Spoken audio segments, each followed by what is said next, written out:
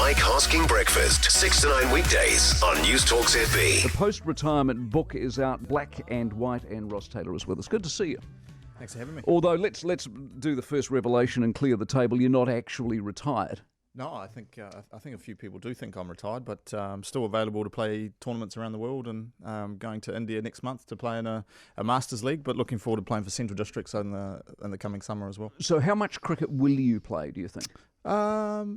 Yeah, I mean, I still love the game and still training. I had 3 weeks after the end of the summer, which I had a bit too much red wine and had some good family time, but I've been training ever since. So yeah, I feel good and still love the game. So that's half the battle, I think. So the loving of the game, talk me through that from the very beginning to where you sit today and your relationship with the game. Has it always been a love affair?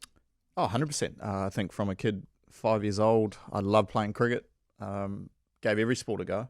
But probably the 92 World Cup was when I first really loved and wanted to play for the Black Caps. Yeah, dream in your bed to play one game, and to sit here now and say I've played 450 games, you got to pinch yourself, and because I definitely would have been happy just to play that one game. But once you get a bit of a taste, you want to continue and play, I guess, as many games and create a legacy and break some records along the way. Are you at peace with yourself having made the decision you did around international cricket? Yeah, I think so. I think watching, for me, it was always going to be tough watching the England series. The Black Caps going to play in England. It's a great place to play. I've always loved playing there. But watching it at home on my bed at 10 o'clock at night.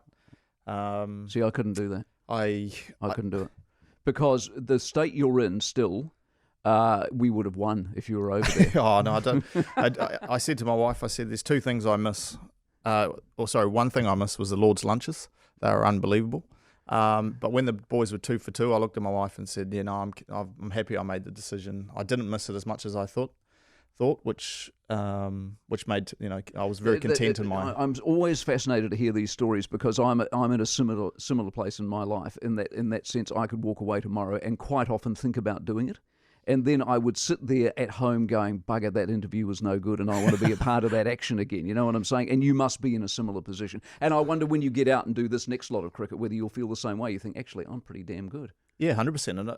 But then one thing I've always found towards the end of my career, my age came into it.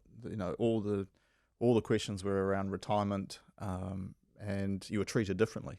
So it was nice to make that decision and move on, but at the same time, not have that pressure of having to play international cricket where those age questions don't really come as... Were they fair questions? I was still winning awards. I was still getting, I won New Zealand 2020 Player of the Year, but I got dropped from the 2020 team. It had nothing to do with performance. Is that ageism? It was, unfortunately. That was my interpretation. The stuff you're getting headlines for in this book, the race aspect of it, what are you looking to achieve in raising that?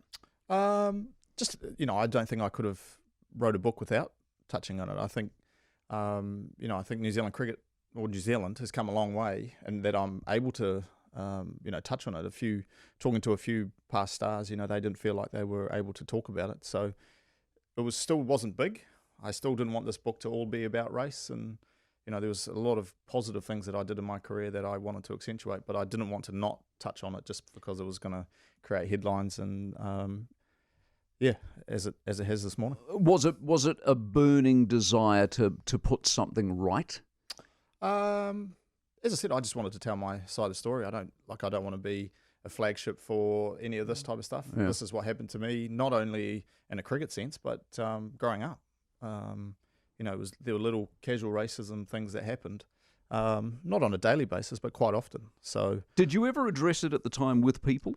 As I touch on it in the book.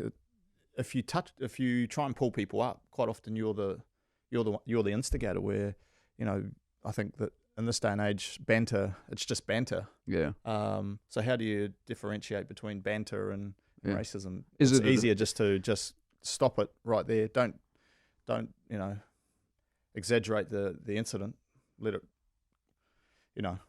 wipe off and get on with it and be quiet. And that's the way I dealt with it. Do you reckon for a 6-year-old, 8-year-old, 9-year-old starting out in the game, from your position, would it be any different now? Or is it still the same game essentially? Because the point you make is a wise one, and that is that it's a white man's game, isn't it? If you see even in our team, there's a big Asian population in New Zealand, and a big, Indian, Bangladesh, Sri Lanka, Pakistanis, they love the game of cricket. And as we've seen, there's a big influx of players in our team. So I hope that they are being treated with respect all the way through all the grades, because I think, New Zealand is a very multicultural nation, 100%. and that they, are not, in the situation I was from a young age. Got to talk about wine. Am I allowed to raise Brendan McCullum, or is that kind of... Oh, I used to buy Brendan wine as well when we got 100. McCullum, the captaincy, Mike Hesson, and all of that. In dealing, is it part of learning and stuff that comes at you that you can't control versus what you thought you might be able to control and how things might be? Yeah, I mean, first and foremost, I just wanted to play for New Zealand, and when the opportunity arose to captain the side, I knew I had my limitations and I had my strengths and my weaknesses, and I got the reassurance from New Zealand Cricket that some of my weaknesses would be addressed and helped. So, dealing with conflict and dealing with personalities and egos in the team, and then some of the underhanding dealings that were going on was something that I'd never had to deal with before. Someone looks you straight in the eye and tells you something, you take them at face value, and I'll trust them. But that wasn't quite what happened during that time, and maybe a little bit naive, and I guess you get wiser as you get older. But that was something that I was always taught to respect and and take people at their face value. But what I find interesting about that aspect of the story is that we're dealing with the Uffindell case at the moment in politics and all the stuff that goes in. And so this is politics. Cricket is politics, isn't it? People with campaigns, agendas, backstabbing you, knifing you, etc. Well, at the end of the day, we both had to go for the captaincy. I'd never had to interview, who has to interview for the national job. So, I arrived half an hour early, for mine, and I'm watching Brendan do a PowerPoint presentation through the window. Just having to, and I just was reading, my presentation was to read off 5 or 6 pages. So, just little things that you think as a kid growing up that you just want to play and represent your country to the best of your ability. But politics and all that other stuff, as I said, maybe a little bit naive. See, the John Wright thing's interesting, and Mike Hesson. So Hesson was your first coach he was a coach as opposed to a player. You see what I'm saying? As opposed to John Wright, who'd been where you had been. Okay, yeah. Yeah, you see what I'm saying? Well, I think John, but then I would go the other way and say John Wright was a coach. Mike Hesson's a man manager.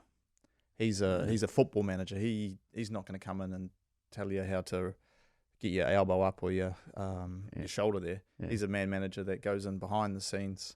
It's the batting coach, it's the bowling coach that have and the captain that go around doing a lot of that other stuff. How much of it's luck in that case? First of all, 2-part question. How much of it's luck? So, you come along at the right time when the coach likes the captain likes the coach, and you got a bit unlucky? I think there's luck in everything. Luck in the way you bat and bowl, whether you take catches. But that was what happened at the time. My wife Victoria and Leanne McGoldrick, because captaincy came a bit too early for me. I felt I was still working out my game, and cricket being a team sport, but it's also a very individual sport at the same time. But they said this opportunity might not come around again, so I had to go for it. Did you? Yeah. Well, that was the second part of my question. Why do you want to be captain?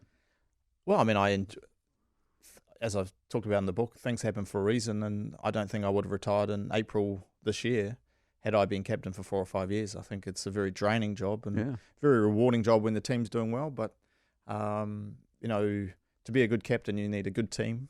You need some good lieutenants around you to help out and jump in when things are not going well. And I think we've had that. Brendan was lucky to have Kane and a few others, and Kane's been lucky with myself and Tim and a few others that when things aren't going well, that you can step up and take a bit of pressure off the skipper. What do you make of McCullum and his success in England? I mean, because that was fantastic. Yeah, I mean he's revolutionised their Test cricket. To some extent, I don't know how long this would last, but it came as a surprise. If you had told me he was going to take over the Test team, I would have said no chance. But I think it's a bit like who's going to take over the All Blacks. Who do you want to take over the All Blacks?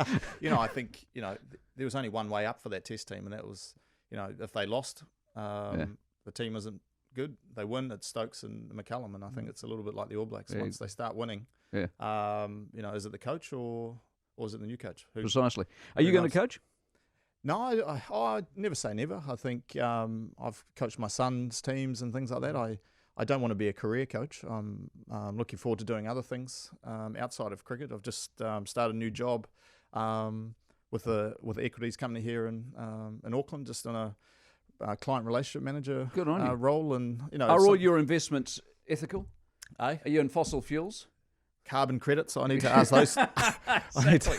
I need to ask credits. Carbon credits. I thought, gee, but that was one of the first questions I asked while I was there. But no, I think cricket. You spend so much time away from your family, and there was a lot of downtime when you're in some of these places. And wine, equities, and property was something that I wasted my time with. And no, you didn't waste your time. What I find, and I cannot convince my wife it's true yet, but wine is the greatest investment of all time. And it's with you forever. It's with you for longer than you will live. It's worth more probably at the end of your life than you got it. And you have the pleasure of owning it in the meantime. And every now and again, if you're crazy, you drink it. If only I could tell my wife that.